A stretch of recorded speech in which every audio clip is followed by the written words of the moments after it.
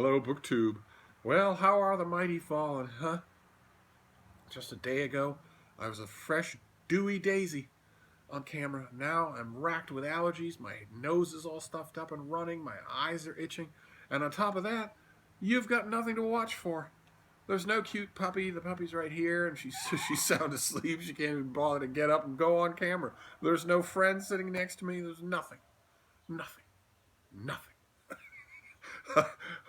But there are three packages that I got in the mail this morning, and I thought we'd go through those just for the sake of it, just to try and keep this marriage going.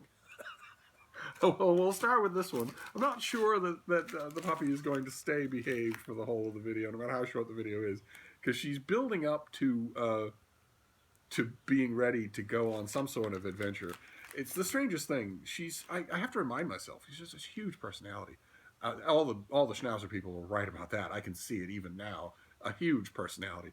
So it's hard sometimes day to day here for me to remember that she's just 3 months old. She's just a tiny little baby. So when we're done walking with my older dog, my beautiful Malin, who can't barely walk at all, when we're done taking her out, which the puppy now insists on going with us, and we come back in, my thought is always, well, okay, now that that's done and Malin's settled back on the couch, let's the two of us go out and go on a real walk. And her enthusiasm is still of the spotty kind that you get with puppies, where she's perfectly happy to charge ahead at full speed for 10 feet, and then she stops and eats a dried leaf or looks around at the traffic or whatever. And so you can't do it. You can't go on a long walk that way, or you'd be gone until sunset. And that's still true. That is still holding true. I'm waiting for the day. I bet it happens overnight. I bet it's a black and white change. I'm waiting for the day where we do that, and the minute she hits the sidewalk, she wants to walk for a mile. And the only reason I think that hasn't happened yet is the thing that I keep forgetting, which is that she's just 3 months old. Most of her bodily functions haven't cemented in place yet. She does not have access to a steady supply of energy yet, because her metabolism is still forming. So I'm not holding it against her. But the litter of puppy confetti on the floor, the wanton destruction of everything within reach, the constant biting and nipping and running and bumping into things, I know that all of that is going to be leached away once I am providing her with a massive outset for her energy. I just can't do it yet. So we're all stuck here with her paths of destruction. But we'll see. We'll see if these books can maybe turn this video around a little. What have we got here? All of you were saying you really wanted me to have more guest stars. I'm all for it. So those of you who want to come over, feel free. You want me to have more guest stars on camera? Don't tell me. Tell Ben Sanders. Tell Jennifer. Insert literary pun here. Tell them to get on a train and come to Boston. Anyway, what have we got here? Oh, good. Oh my. Oh my. All right, this comes out in March. This is Steve's book right out of the gate. This is Gibraltar, the story of the greatest siege in British history, by Roy and Leslie Adkins, who did Nelson's Trafalgar.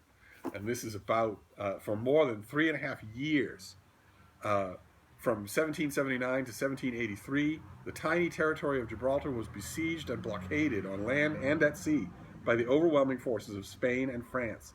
It became the longest siege in British history, and the obsession with saving Gibraltar was blamed for the loss of the American colonies in the War of Independence. This is military and social history at its best. The story of soldiers and sailors and civilians with royalty and rank and file, workmen and engineers, priests, prisoners of war, spies and surgeons, all caught up in a struggle for a fortress located on little more than 2 square miles of awe-inspiring rock. I don't know how many of you have seen the Rock of Gibraltar. It's not awe-inspiring.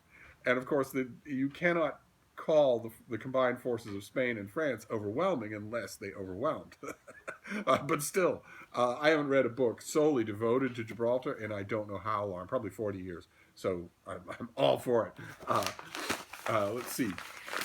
All right, so that's military history. That's great. Oh my! All right, great. This is the Sparsholt Affair by Alan Hollinghurst. So we can make the light behave. This is an advanced copy of what is bound to be, this comes out in March. This is bound to be one of the books of 2018. It will be talked about everywhere. It will be on everyone's list. It will be nominated for every award in the world. It's a really big thing. Any Alan Hollinghurst novel now is a really big thing. I have been following its press releases, its clippings in the UK, in order to sort of get a feel for what my critical brethren across the pond are saying. But it's going to get reviewed everywhere here in America. Everywhere. Everyone is going to do it. I will review it myself, probably, but probably it will be for Open Letters.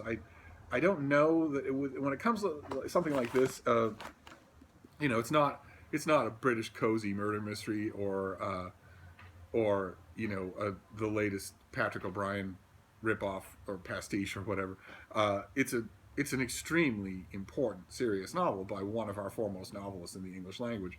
I always feel a little bit weird reviewing such things myself for an actual wide stage venue, like for instance the possibility would be for the Christian Science Monitor. And I would feel odd doing that because I'm perfectly willing to admit that you give me 850 words on the Zulu Wars or the Treaty of Ghent or the Protestant Reformation, I'm your man. I'm all for it. I'm right there.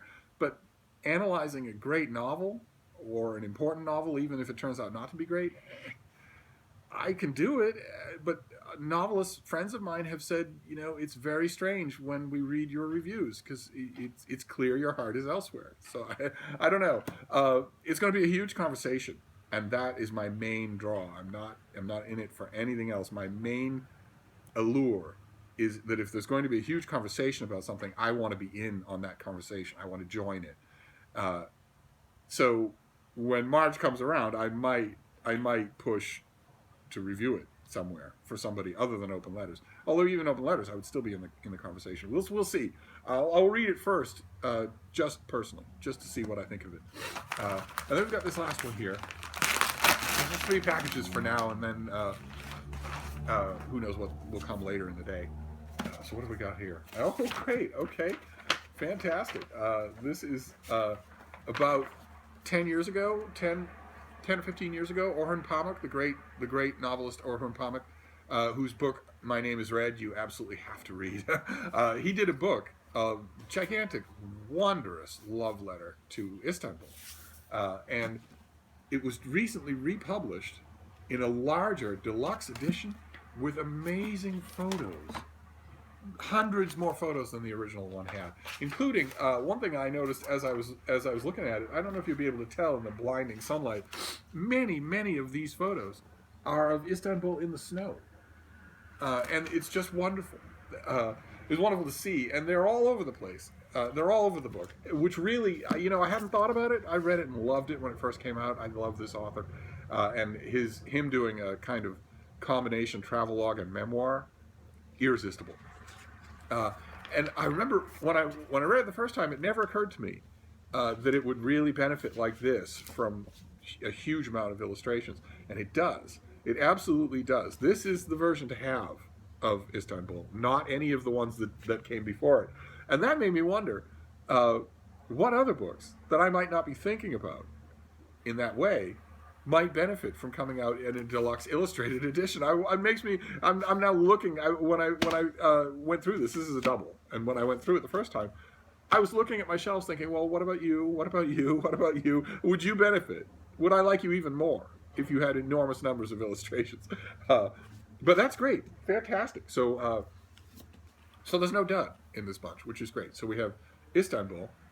In a finished copy, a lovely finished copy. Then The Sparsholt Affair by Alan Hollinghurst, and British military history, Gibraltar. That's not a bad mail haul for a drippy, sneezy day. but I'm hoping for more, so we'll see. And if there is, you'll be the first to know about it. Thank you, Book 2.